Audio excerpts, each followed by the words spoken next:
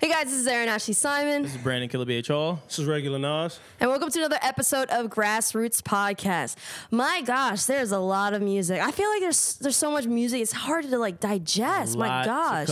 A lot to cover today, and so much to digest. Jesus. Oh my gosh, it's crazy. And I think, sorry fans, just because of timing, we weren't able to cover. How mad were you? Literally after we recorded one episode, the damn Carters dropped. Yeah, we were able to cover Everything Is Love, but we're going to briefly touch on it. We weren't able to really, do the whole deep dive thing just because there's just so much things that are happening back to back to back to back. Yeah, there's a lot going on. But what was your guys' initial thoughts and feelings from that project? Well, for me, I thought it was super petty. Dropping right after Nas... I thought it was petty. Dropping on a Saturday was petty. I think down to the track listing, doing 2 more records than the 7-song format that we're privy to is petty. And I thought it was more of a statement. I think that they addressed a lot. You know what I mean? In the project, they talked to at least we finally understood why Hov never went to Kanye's wedding. We understand also. I do have him taking shots on the Boss record at both Drake and Kanye. Yeah, both of them, definitely. And then I also overall though I really like the project a lot. Like outside of Ape Shit, everything else I'm cool. Why don't like Ape Shit? It's just not my thing. I don't think chronologically it just didn't fit the album. Yeah, I would take that out and put the bonus record Salute in. Salute is hard. No, it's dope. Yeah. I personally, I liked it, but out of all the projects, like it wasn't my favorite. And I think with me, I think when it comes to listening to projects from Jay, projects from Beyonce, what I really like about it is not just about the music, it's about the experience, the multi-dimensional marketing and engagement that you can have with their music and their content. And I feel like just because what you were saying, that they're just like, you know what, fuck it, we're just gonna put it out there and just whatever. I think it kind of It was still it was a normal listening experience, but for me, it was just because it was a normal listening experience, it didn't feel too great for me. But I do think it's a good album. Yeah. But do I think that if they had more time and stuff would it be better? Yeah, I think it could have been better. But I just think that and also, for me, the project itself, like I said, was good. But what really took it off for me was the fact that they did a music video in the Louvre. Yeah. I was like, oh my gosh. Yeah, that shit was They hard, literally asked it was a month in month in advance or something. We want to go shoot in there. Yeah, what they gonna do? Tell them no? Really think about it. It's Jay-Z and Beyonce. They're not telling them no. They could if they wanted to. And they're not doing that. They're not. They could. They're not. But it was crazy too. When people were breaking it down, even the fact that one scene they were shot. They have the Mona Lisa behind, and then they were talking about at one point the Mona Lisa was a representation of beauty and especially white women's beauty.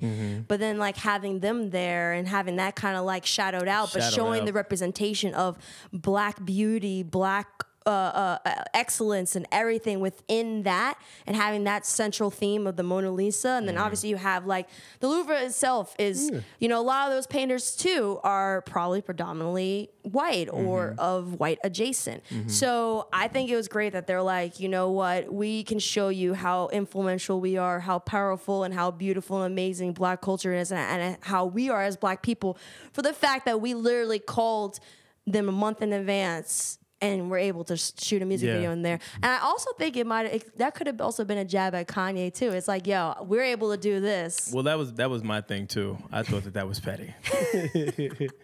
Knowing how artistic Kanye is and his passion for art, I thought it was super petty to do it at the Louvre. But I thought it was genius too. But I also think about it too. They've always been I think just how fast they did it, how quickly they got together and how they dropped it. I do think, of course, it's a little petty, but also I think that if you look back, like, they've always been very involved in the arts. And I think someone said that, like, when Beyonce was growing up, their mother made sure that they were aware of arts and into it. So it's always been a part of Beyonce's life. And then, you know, obviously arts has kind of developed more for Jay in different forms. Yeah. So it's just interesting, though, that I think it's amazing, like, to show, like, the power of two amazing Black people. And they are, like, going into a place that typically they probably wouldn't be welcomed in if they weren't at the level they are. Yeah. And then for them to just be like, yeah, we want to book this. How much? Got him out of here quick. I'm going to be honest with you. I heard Ape Shit, and I was just like, this album's probably not going to be for me. And I passed on it. You only listened to one track? Well, I heard it, and then I was just like, it really doesn't do it for me. Why didn't you listen to other tracks? If that's the one you're going to release that's going to set the tone for the album, then I'm a whole fan. I bought 444. I enjoy Beyonce's music also. But I didn't want this album. I don't know why you come on the show. I don't know why you're here. I don't know I don't know how you got here. Neither. That's like oh my god. I don't get it. What? I mean, you're gonna kill where's Wilson at? Because why? So he can just call it a classic like he normally does? Everything's a classic. First of all, Wilson's not gonna call it a classic because Kanye didn't do anything with it. Well, yeah, that's true. So go ahead, E. But my thing with this situation is like, dog, like, you should at least try to hear the other songs. Like, we're not all gonna love very few projects has singles that everyone loves every single track. Yeah, like, definitely. It's very few. Few far in between. I mean, I don't know listen, what happened to free thinking? All right, here we go. That's why I got them Knicks jersey on. Hold on. Don't come from my Knicks. That's definitely not free thinking. So all right. So moving past that, great album.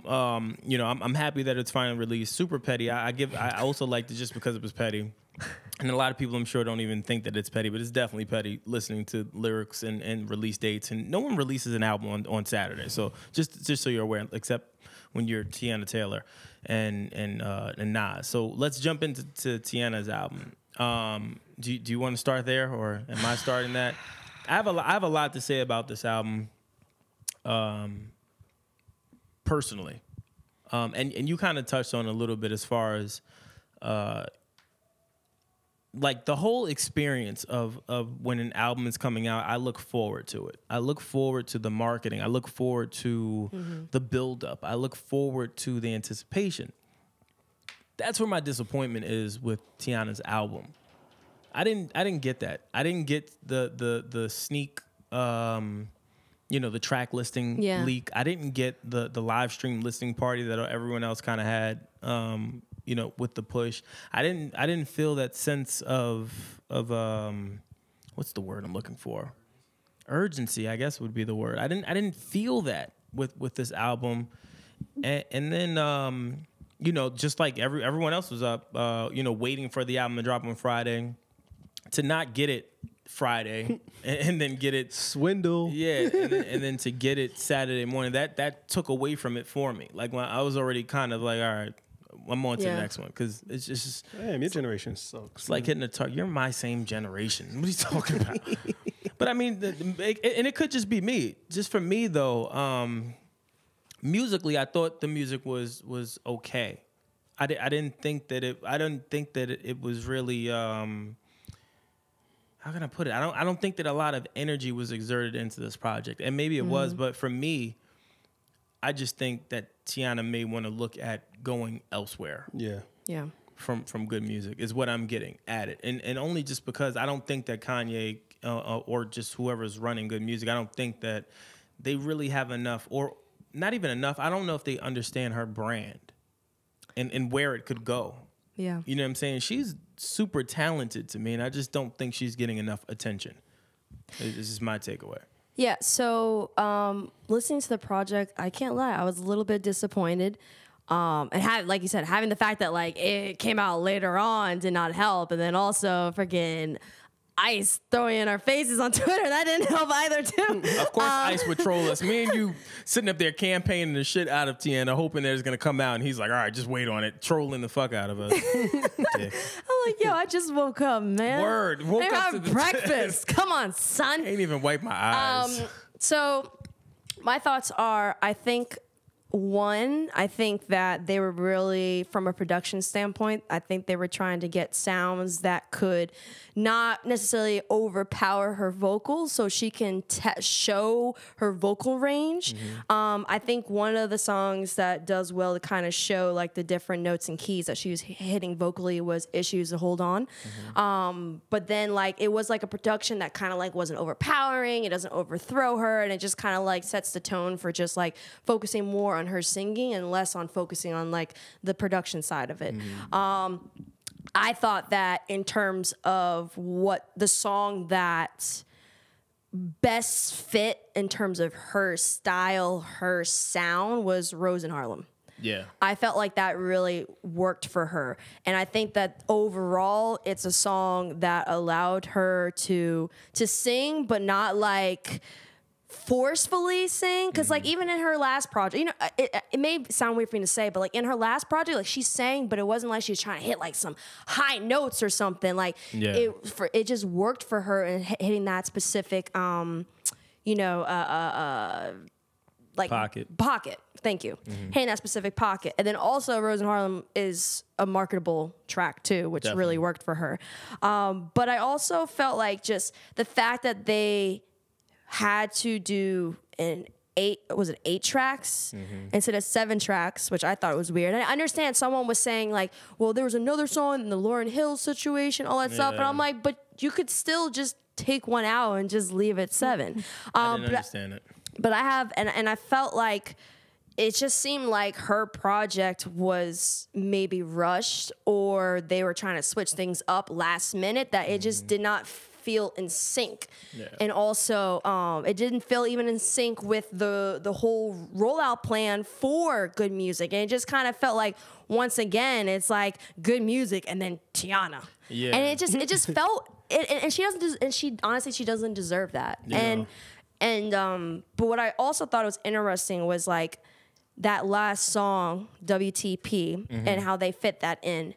And I think that honestly, I feel like they fit that in because, one, you dropped the project around Pride Month. It's going to help from a marketing standpoint, having a Vogue-esque kind of song. And, like, right now is the Pride Parade's happening in New York City. So, like, you know, Nas was saying earlier that you're probably going to hear that song. And then on top of that, our artists are all known for different things. Like, Whitney Houston was known for being an amazing singer, an impeccable singer. And Teyana's just known for being a great dancer. Doesn't mean that it takes away from her singing, but she is known for being good and great at dancing. She's a performer. So I feel like, you know, they had the songs where they were trying to present her vocals more and show the different pockets that she could hit. But they're also like, you know what, at the core, we need to kind of like cater to her fans, and some of her fans love the videos and stuff like that. So they did the WTP, I feel like, to have like a bomb-ass music video and have it be choreographed and kind of fit her style. So it just felt like the direction of the project is just, for me, it felt kind of like all over the place. Maybe they were just trying to show Teyana a different way, showing her singing more and taking away from the dancing. But I just felt like it just all was just kind of like not properly just put together all around. Chronologically, it just, to your point, it's a little all over the place. The WP record, I feel like is smart record. That's gonna be her biggest record. It's a runway record. It's a her brand record. And to your point, I think we were talking about it earlier. That's gonna be a video. That's gonna be that she will flourish with that record. And then also the Rose in Harlem, like you said, I really like that record a lot. I just think I want her to get a little bit more attention. Is my point. Like I don't feel that sense of cohesiveness like I got with Push, with the Cudi. She doesn't fit. She doesn't fit with the camp. And to your point, she needs to change the teams. She need when I initial, and y'all gonna kill me for listening to her album and not listening to the Carters. But with that being said, when I was listening to her album and I'm listening to her sing, she's not being pushed vocally.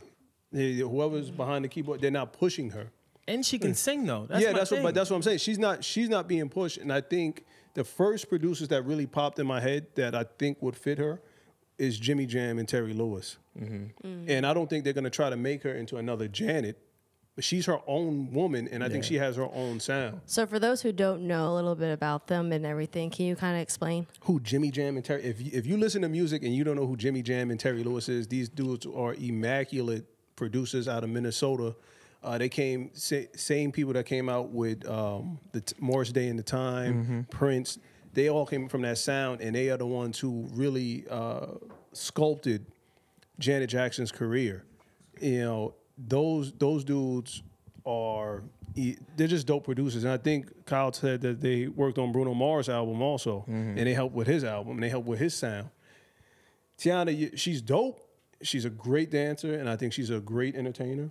She now is at the point, she's at a fork in the road where she needs to make a choice. And she has to make that hard decision and change teams. And find producers that will fit her sound and give her, again, to your points, time and dedication to really cultivate her sound so she can be who she's supposed to be. Yeah, definitely well put. I'm it seems like there's kind of like a mixed reviews online about the album. Some people love it, some people hate it, and then some people are just like, it's okay. I think that WTP though is going to be around for like 10, 15 years. Yeah, it definitely will. It definitely will.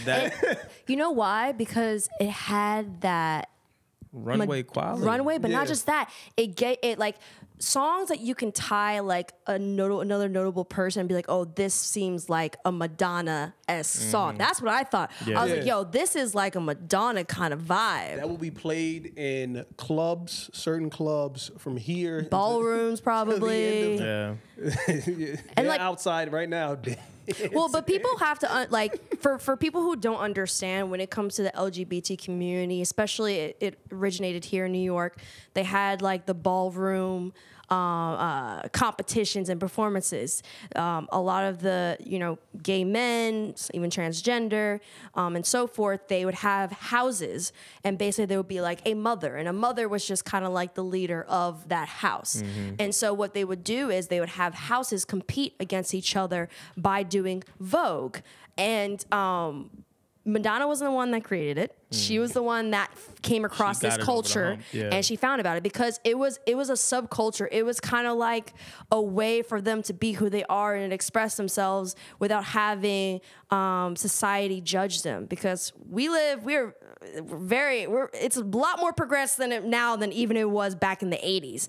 And they would have like different competitions. Like they would even have like quote unquote dance-offs or runway competitions for who can fit us, like who can fit in, like businessman.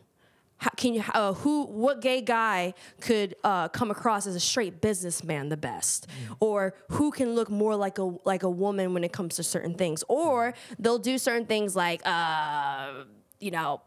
rich person, librarian, like all these different things. And it's just interesting how that culture is starting to kind of come back and repeat itself now within the music, within the content. We already saw that happen. Like obviously, like I said, Madonna utilized that and that culture for her music. But now we're starting to see it's kind of coming back again. She owes her whole career to the LGBT community, to be honest with you. Yeah, she took that. She took that wave outside of being an amazing performer. She took that whole wave and just took it and ran with it. Like she did a great job when seizing the moment comes into play. You know what I'm saying? Like seeing an opportunity and avoid and then transcending and going with that whole. But she also got in trouble. Okay. So somewhat. So I actually watched a documentary on the dancers, and a lot of the dancers that were in I forget what the tour was called, but there was one of her biggest tours. It was the more controversial tour. I can't remember, but but you know what I'm talking about. Sorry, this is a little tired right now. But she got a little bit in trouble with the dancers because she was utilizing kind of like their gayness for like a little video concept to kind of like push a little more, like two dudes, like two dancers kissed, and they didn't want that to be put out, but she still put it out there. Yeah. And then they were talking about how the dancer's relationship with her kind of like separated and pulled away, and especially because around that time, HIV was like, people thought if you touch someone, you could get it. So it was just like crazy, you know? Sneezed, you got it. Yeah. And so like, but they were talking about how their relationship was strained because of her utilizing that and kind of essentially like prophetizing off of it. Yeah, she took it and ran. She definitely did. But I mean, She's hold on. What side note? What was that thing she did where she put her picture up and had Hove and Beyonce looking at it? Because they just released a video from the Louvre. oh yeah, the what picture was it? The Mona Lisa? Was it Yeah, the she Mona read, Lisa, and right? she was like, Oh my gosh, something yeah. like she was inspiring to them. Yeah, Madonna- I said, fam, Madonna. chill. Stop it. 5. Don't do that. Don't do that. What are you thinking? Yeah, she's wilding with that shit. Come on, man. She's a side note, and yeah, that's Learning what it from was. the Thank you. master, But yeah. side note, she's a great performer and entertainer, but Cyndi Lauper would wash her when it comes to songwriting and singing. Definitely. And singing. Cyndi Lauper doesn't get enough credit though. Not for at that, all. Though. Not For at that, all. though. Cyndi Like, would wash her. Yeah, definitely. So I mean, I guess before we proceed, we wanted to, obviously pay our respects to XXX Tentacion, fatally shot in Florida. We're not gonna delve into all of the intricacies that are with that case and investigation, but obviously, I mean, it's travesty. Like, I never listened to any of his music until me and Erin went to some event, and I heard a song for the first time, and I was like, wow, this kid is really talented. Like, I feel like I missed something. You know what I mean? So it's just unfortunate. So, obviously prayers and condolences to his family, friends, and supporters, because that shit is sad, man. And also, we want to say too that we, no shape or form do we approve or condone any sort of abuse or violence or anything like that. Definitely. We can pay our respects, but then also know that we don't look highly at assault. That's not okay. And it's not okay, especially against women. Not okay. Yeah, and especially just even people that share that video around, of like, it's just certain things just should not Have a little bit more be decorum. done. Yeah, like you got to move with a little bit more coof and class. Yeah.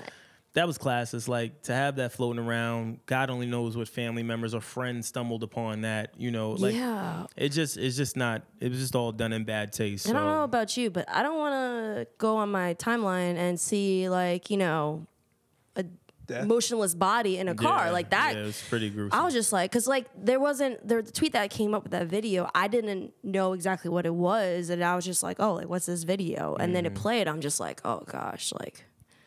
Yeah. Definitely wasn't expecting that. Same thing goes for the whole situation with the kids in the Bronx. With that whole situation, it's a travesty. Mistaken identity, and now it's blossomed into something else. Another video that should have never been put out there. Even though I guess in this case the video actually is helping the investigation. Yeah, but they got one dude already. yeah, but I mean, damn. I stumbled on that video and I was just disgusted.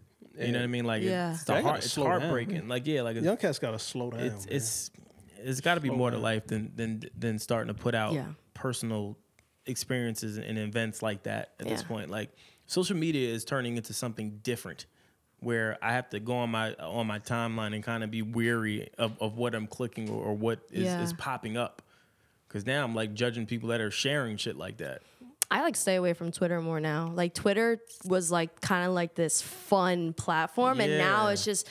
it's super negative. It's super gloomy. Like, and I will partially blame politicians joining Twitter. Definitely. I think when politicians join Twitter, like it just turned into such like a huge mess. Yeah, man. All you AARP members, get out of here, man. Yeah, like, it's rocks, definitely man. the times of Twitter were so much better when it was just like, I feel like when we ran, and by us I mean like our generation, like the young, where we were just going back and forth and shooting and shit. Like Fabulous Yeah. Prime was great. Like he was trolling out the ass for years, and then you know what I'm saying.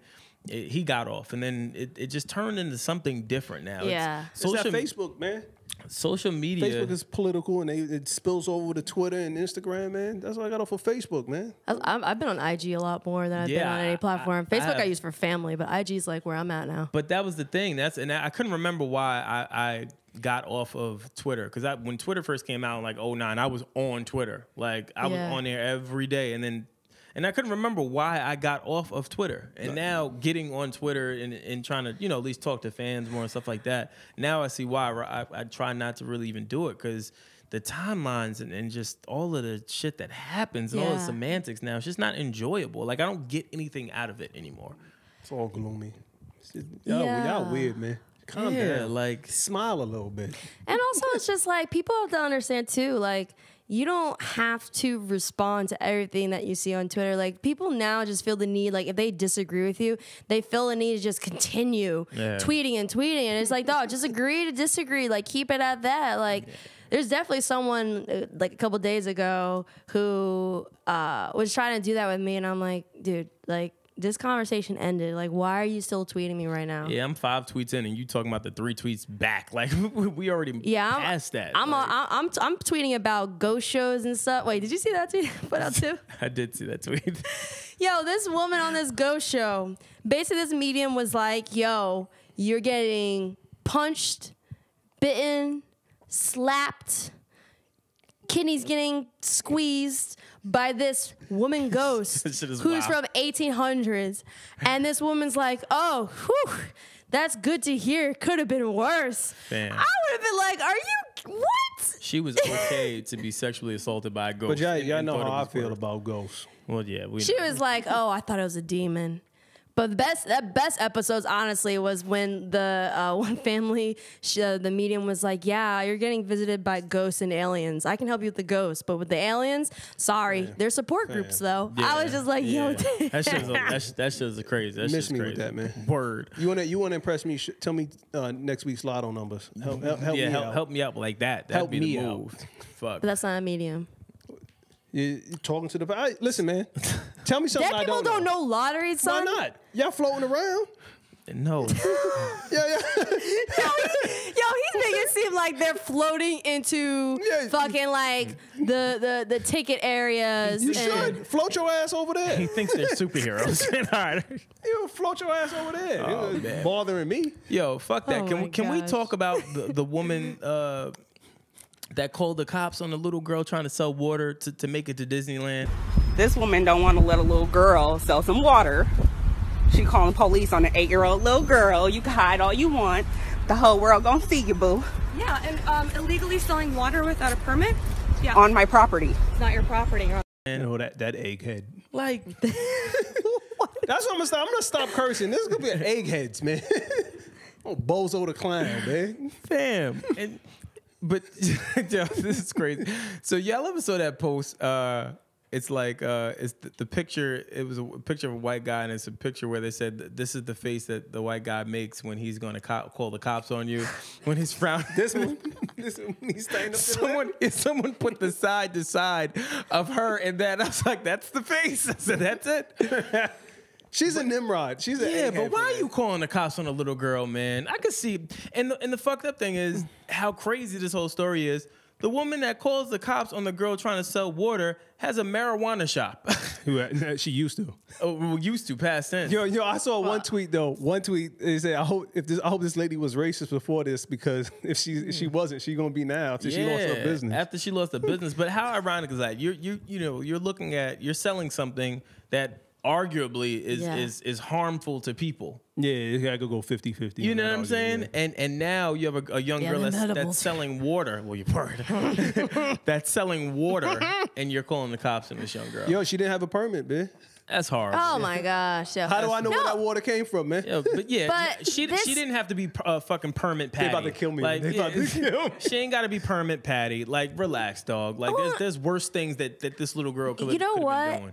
And this, what really bothered me is like, yo, like I'm like, that incident kind of pissed me off too, because people are complaining about the younger generation not doing anything, not going out and working, and you have this girl who wants to raise money because she wants to take a trip somewhere or to go somewhere. And it's just like, come on, are you serious? And then on top of that, you can basically have a correlation of her selling water, the same thing as someone doing a lemonade stand. No, it's not the same. Like, lemonade tastes good. Oh my God, Here you idiot. go. Here you go.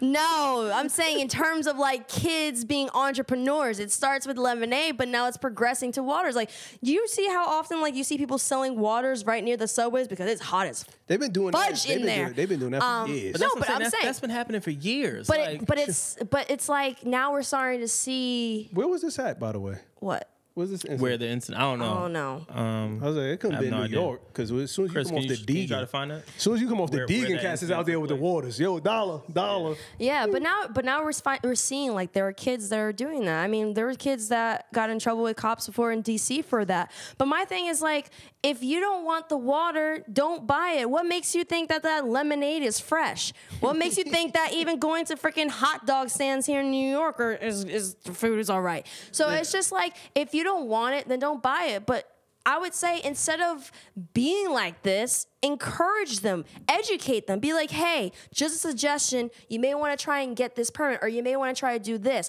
or just go give them money, be like, you know what, I love your entrepreneurial spirit, I love what you're doing, how you're up and at it, here you go, and you should maybe check on doing this, that, and the third, instead of like putting people down. Because she's an applehead, so she didn't. Oh, you knew she was whack when she went and tried to hide behind that. I'm like, fam, you got to be the dumbest. Like, you can't just walk around the brick and see you. Yo, she's like, ass was like, you can't see me. Yeah, like, no, she sat there with her eyes closed. Like, if I close my eyes, you But can't see me. if you're gonna hide, you have a cell phone. You could have just called from across your street. If you're like, hide. why, if you was gonna hide, at least I'd have respected if she just stood there like a thug. Like, yeah, I'm calling the cops. Like, she hid, but she kneeled down and started whispering behind the brick, like, yeah, they're selling waters on the corner. Come get them. Yo, She doesn't have a permit. Yo, Yeah, like, come on, man. there needs to be like fines for people calling the cops for stupid shit. Yeah. Well, you can't do that now either, because then you open up Pandora's box. No, I hope they do that because there's sometimes people make calls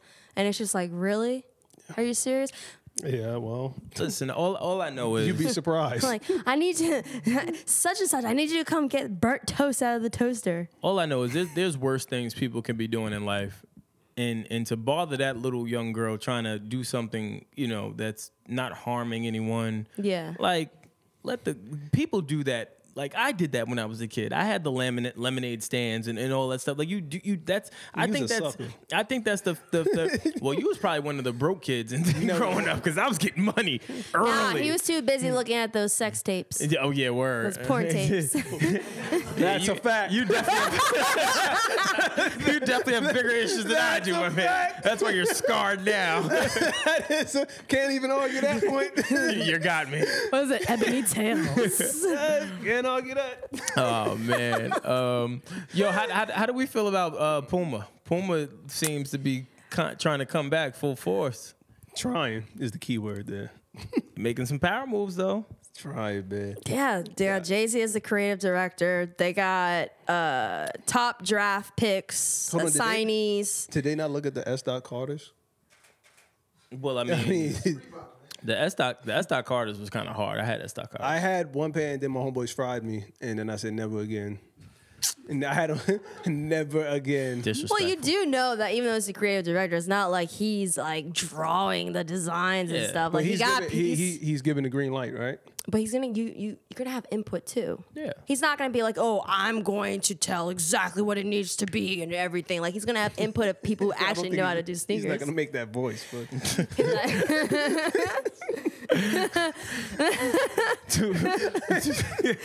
not gonna make that voice. I like that. That's cool. Do we think that Puma's going to be competitive though in this market? Like you got Off-White, you have Yeezy, you have still Jordan Brand. Even though me and Bert was saying this off camera that a lot of the mock-ups of the Puma sneakers right now really look like Jordan Brand kicks.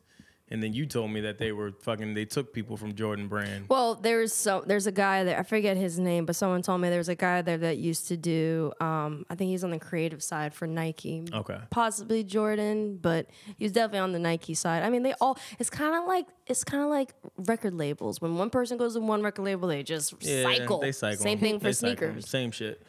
I don't know, man. I hope they do well. You know, I like diversity. I like I can't even think of the last time I wore a Puma though. Sneaker or basketball? Because the last for basketball was Vince Carter. I'm saying basketball. Yo, I forgot he was signed up. Yeah, it was a 10-year deal 10-year that deal. dropped in 2 seasons. Yeah, definitely. Yeah, So I mean, that was a long time I ago, can't too. think Like about the 10 last years. time I wore Over 10 a years. fucking Puma basketball kick. Then it's kind of messed up because I was watching the Vince Carter documentary and everybody in Toronto was actually rocking those Vince Carter sneakers. He ran Toronto. So Puma really dropped the ball. They on definitely that dropped the ball. Like, Yeah. really dropped the ball on that one. I think that they can make waves. They just have to find the way that they're going to go about it. Like, Adidas realized, especially when they were competing with Nike, they're like, you know what? We're not going to be able to compete with them right now, going after athletes and doing that. Yeah. That's why they went more into lifestyle and culture. And they understood that lifestyle and sports are interconnected and intertwined. So that's why when they got the Kanye and everything like that, then they're like, okay, let's get him to do like the shoes for the athletes and stuff. Because I'm sure people will be like, yeah, we want to wear Kanye shoes and stuff. So now, like Puma, the smartest thing they did was getting Jay-Z being creative director. That was really smart because he's very much an influencer. And on top of it, if you think about it, if he's involved, you also can get somewhat of an influence from Beyonce too. Then they also have, I think Puma in general, they also have Rihanna. I think they have Selena Gomez. They should go after Pharrell. They should go after Jaden Smith. that would be a good pick. That would be good. If they were smart. Jaden Smith. That'd be a Yeah. really, really good Jaden pickup. and his sister Willow. Yeah. That would be dope. Those are that's. And you know Will's going to promote the fact that their kid has. Yeah, You know, they- that's it. Puma, if you go after Jaden and Willow. That would be smart. They like if I'm Puma, if I'm being honest, I would go get like Uzi Vert. I would go get people like that. That are like the very- artistic freestyle the very- liberated. yeah, go get you a bunch of those types of artists, and they'll blow. They'll blow easily. And get one of them YouTube influencers. That too. That Get too. one- get one. You gotta have a variety. As long as you have a good mixture of Yeah. them all, and be able Yeah. to at least tap into different markets, they'll be straight. Yeah, but they have to find their own lane though, and that's the thing. Like they can't do what Nike's doing on a athletic angle. They can't do exactly what Adidas is doing on the lifestyle. They're gonna have to find their own angle. That's how they're gonna win. If Yeah. anything, they may want to focus on. Obviously, you're gonna have some notable people, but it could be like the artistic outcasters, the people who aren't, I'm just an icon living. yeah, like Basically. that would be really dope. ahead. And also, I think for like the athletic side, like for Puma, I believe they're actually big for soccer for shoes. Like they have that, Definitely. huge. but. Yeah, Usain Bolt. But and also I think what they need to do is tap into like video games, like the gaming world. If they can figure out a way to kind of get Puma sneakers involved with the gaming world, like that is because video gamers are going to become the next big stars. Go do a deal with Rockstar. Grand Theft Auto 6 is still in development. Go make a deal with them and have one of the and protagonists, I should say, rock Puma. Yeah, there's little intricacies. You could do it with NBA 2K. Yeah. Well, NBA 2K, they got all the sneakers. But Oh, you were talking about for like a story for mode? like a story mode. You know what I'm saying? Where yeah, you that can would- incorporate you getting a deal from Puma. There's mad ways But to that's do what it. happens when you have AARP members up at the top. They don't know. Yeah. They're not listening. They need to have just more of the younger generation just kind of directing the ship, and then maybe them making some of the business decisions financially. Because it could go hand in hand. They may not know all of the intricacies as far as like the business part goes, but I think bringing in fresh, under the young wing. minds Yeah. can definitely rejuvenate a brand like Puma. But it is smart that the people that they are signing for Puma hoops are young talents. Yeah, definitely. Like instead of trying to go for some of the big people, they're like, let's go for people that are probably going to be in those big shoes later on. Yeah, definitely. Because Nike, at this point, Nike is just brand recognition. It's Yeah. Pepsi Cola. People like Pepsi because That's all you know is Pepsi. It's Yeah. Pepsi and Coca-Cola. Yeah. You don't really veer too much off of the beaten path. Yeah. And also, I think with Puma, like, they just gotta focus on just focus on the sneakers. Yeah. That's it. Like, yo, I freaking love Rihanna's sneakers. Like, Yeah. they are fire. I don't care what nobody says. Like, they're fire. I've been complimented so many times on those sneakers that I wore. Those sneakers are hard. They're all, I haven't yeah, seen- can you they're bring them? fire. I don't know. Yeah, hold on. I can bring I them. haven't seen them. Oh no, it's fine. But yeah, they're definitely some dope sneakers. And yeah, they're definitely gonna have to tap into markets that Nike and Adidas aren't tapping into. So like I said, they gotta really get into this gaming experience or video gaming streaming experience Word. because like I said, those are gonna be some of the next big You know what they stars. should do? That is, they should sponsor one of those 2K teams. That would yeah. be smart. They sponsor one of them 2K teams, man. Sponsor one of them video game teams, man. Them dudes is rocking it. Them dudes. Puma, you listening? Well, while we Check. while we on the topic of even like fashion, can we talk about how great of a moment it was to see Kanye and Virgil hug? Yeah. Like, Tearful yeah, moment. like Yeah. I just knowing all of their history and knowing what that relationship has been through, especially with, you know, a lot of like, especially what Drake said about, you know, being envious of each other and all of those things. I thought it was great to see them embrace each other. It seemed like a really, really emotional moment for the both of them. So who's Virgil? Virgil, Pablo? yeah, You don't know who he's You're gonna have to, in the simplest forms. Come on. simplest form. Virgil is he's well known for directing Watch the Throne album. He's also known for he bought a stock in, I believe, in Ralph Lauren when he first when he first got his deal in New York. He launched the Pyrex, I think is the name of the clothing line, and then he kind of just took off from there. But Yeah. it was always rumored that him and Kanye were feuding because Virgil was seeing more success than Kanye was. When Kanye was really trying to break into the fashion industry, he wasn't getting as much respect as Virgil was, and Virgil just kind of took off. With He's like a creative director. Yeah. Like, okay. or an artistic Yeah, director. so- But you know what? That's also crazy too. I think people like for anyone to feel any sort of way, like it's crazy how Kanye like is really trying to tap into all these markets that the rumors came up that he was jealous of Virgil. It's just kind of like, yo, like, do you know how much success you've had in music? Like, you're not going to be great at everything. You have to Yeah. be okay with it. Everyone has different you got to talents and well, not everyone has those super quality talents, but like everyone has their thing. Yeah, definitely. You got to know I'm a big advocate of knowing your strengths and knowing your weaknesses. Like you got to know what you're good at and hone in on it, and then you got to know what you just probably should never put your hand into because you may just fuck it up. And you know what I mean? Yeah. Like I'm very big in that. And I just think it's one of those times where they both are obviously creative geniuses, but Virgil obviously had something at that time that just sent him over the hill. That it made him able to do what he's doing now today, and now to have a big show with Louis Vuitton and all that stuff. Like it's just amazing. It's Louis Vuitton. Okay. You're correcting me about fashion, and you're wearing a fucking Knicks jersey. All right. Oh man. So yeah, man. I guess that's all of our topics today. Yeah. I think we're caught up now. We missed a lot with the little. I wouldn't even necessarily say we missed. It's just so much has been happening. Well, yeah, I'll say that. Yeah. Like literally, we literally recorded one episode and 5 minutes after the Carter's album dropped. Like I'm still super mad about that. That was wild. I can't believe it. Like if we were just like 5 minutes late, just recording. Fine.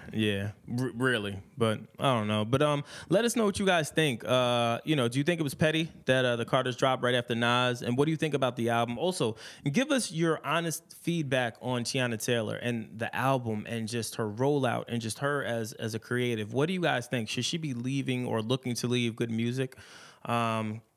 And then also let us know what you think about The Woman in the Water.